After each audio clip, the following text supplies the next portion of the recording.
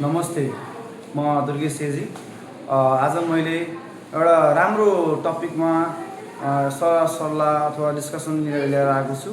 त्यसको टपिकको नाम चाहिँ के हो भने पावर अफ अनेस्टी, अनेस्टीको शक्ति है, इमान्दारिताको शक्ति। वास्तवमा अब एकमुष्टमा भनौँ भने अनेस्टी भन्ने शब्द चाहिँ आफैमा एकदमै पावर एकदम म्याजिक भएको शब्द हो।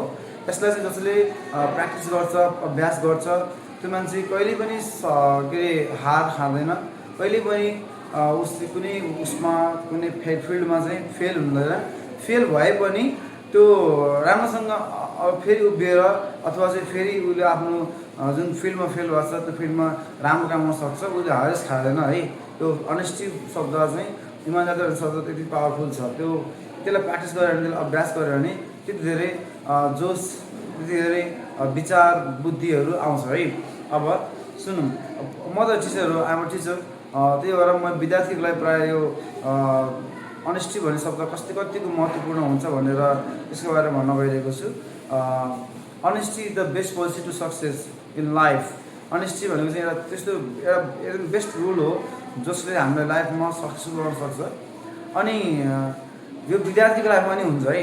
विद्यार्थीको लाइफमा चाहिँ यदि विद्यार्थीले के अरे पढ्दाखेरि, लेख्दाखेरि अथवा सरले टिचरले सिकाएको कुराहरू चाहिँ सिक्दाखेरि अनेस्टी नै अपनाएन भने उसको पढेको, उसले जानेको कुरा चाहिँ व्यर्थ हुन्छ। अब यहाँ तपाईँले यस्तो भन्दाखेरि मनमा आउला कस्तो व्यर्थ हुन्छ, के व्यर्थ चाहिँ हुन्छ, त्यो सिकाएको कुरा कस्तो के गरेर व्यर्थ हुन्छ भन्ने।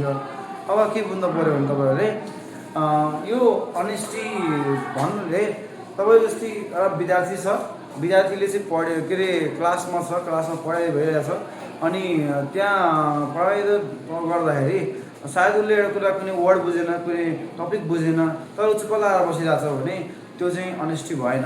अनेस्टीको मतलब के हो भने आफू मनमा केही जिज्ञासा छ, केही प्रश्न छ भने त्यो प्रश्नको उत्तर खोज्ने कोसिस गर्नुपर्छ। विद्यार्थीले उठेर एक्सक्युज मी म्याम अथवा सर को हुनुहुन्छ उहाँलाई भन् एक्सक्युज मी गरेर के अरे अनुरोध गरेर त्यो आफ्नो जुन जिज्ञासा, जुन एउटा के अरे एउटा प्रश्न छ त्यो प्रश्नको उत्तर चाहिँ माग्ने कोसिस गर्नुपर्छ। अनि त्यति मात्रै होइन, अब यहाँ चाहिँ तपाईँको के गर्नुपर्छ भने विद्यार्थी पनि एकदमै अनेस्ट हुने कोसिस गर्नुपर्छ। अनेस्टको मतलब के हो भने विद्यार्थी चाहिँ त्यो पढाएको बेलामा एकदमै ध्यान दिएर सुन्ने कोसिस गर्नुपर्छ, कोसिस चाहिँ एकदमै गर्नुपर्छ। त्यो डिस्टर्बेन्स आउनसक्छ, साथीले गर्दाखेरि अथवा साथीले गर्दा डिस्टर्बेन्स आउनसक्छ, उसले बोलाउँछ होला अथवा के होला होइन, त्यो डिस्टर्बेन्स आउँछ। त्यो डिस्टर्बेन्सलाई हटाएर उनीहरूसँग त्यो साथीले बोलाएको इग्नोर गरेर भने टिचरले भनेको सुन्नुपर्छ। त्यो सुनिदियो भने पनि धेरै फरक पर्छ। त्यो क्लासमा सुनेको बुझेको भरमा पनि विद्यार्थीले धेरै राम्रो गर्न सक्छ। उसको पढाइ मात्रै राम्रो होइन, उसको रिजल्ट मात्रै राम्रो हुन भने उसको बुद्धि, विचारहरू, विवेकहरू पनि बिस्तारै के अरे राम्रो हुँदै जान्छ, सपर्दै जान्छन् होइन। अब भन्दाखेरि चाहिँ अनेस्टी भन्ने कुरा छ नि, विद्यार्थी लाइफमा कतिको महत्त्वपूर्ण हुन्छ त्यसको बारेमा अहिले यो भिडियोमा भन्छु। तर हुन त अरू फिल्डमा पनि राम्रो हुन्छ भन्न सक्छु मैले, त्यो चाहिँ म अरू पछि म भनौँला है, तपाईँहरूले कमेन्ट गर्नुभयो भने भनौँला। अब यो विद्यार्थी लाइफमा अनेस्टी भन्ने शब्द कतिको महत्त्वपूर्ण हुन्छ भन्ने गर्दा चाहिँ यदि एउटा विद्यार्थी छ एकदमै फेलियर छ, केही आउँदैन उसलाई, तर ऊ अनेस्ट छ भने स्टार्टिङमा ऊ स्टार्टिङमा भन्दा उसको एउटा राम्रो ह्याबिट के छ भने ऊ अनेस्ट छ, उसले पढ्न खोज्दा पनि उसलाई आएन है, त्यो त उसको गल्ती त होइन नि, के अरे त्यो त उसको गल्ती, दिमागले भ्याएन होला, सक्दै सकेन होला, त्यो उसको गल्ती होइन। तर उसले के गर्नुपर्छ भने उसले अनेस्ट अझै राम्रोसँग अनेस्ट हुनुपर्छ। आएन उसले ट्राई गर्नु पऱ्यो, जबसम्म उसलाई आउँदैन तबसम्म उसले ट्राई गर्नु पऱ्यो। उसले हुन त ऊ बच्चा हो, के अरे एउटा हो, उसलाई खेल्नपर्छ, अरू केही काम हुन्छ, आफ्नो पर्सनल काम हुन्छ, पर्सनल लाइफ हुन्छ, जिउनुपर्छ, खेल्नपर्छ, क्लासमा बोल्नपर्छ होइन। तर के छ भने उसले चाहिँ उसको विद्यार्थी हो भने उसको विद्यार्थीको अर्थ के हो भने विद्या प्लस आर्थिक विद्यार्थी है। विद्यार्थी भन्ने चाहिँ शब्द चाहिँ दुईवटा अर्थले बसालेर बनेको छ, विद्या र आर्थी। विद्या भनेको ज्ञान हो, आर्थी भनेको आर्जन गर्ने व्यक्ति। सो विद्या आर्जन गर्ने व्यक्तिलाई हामीले विद्यार्थी भनिन्छ। सो विद्यार्थी भइसकेपछि हामीले सुरुमा त आफ्नो ज्ञानलाई बढाउने कोसिस गर्नुपर्छ। अनि त्यो ज्ञान बढाउनुपर्छ, त्यसको लागि चाहिँ टाइम समय दिनुपर्छ।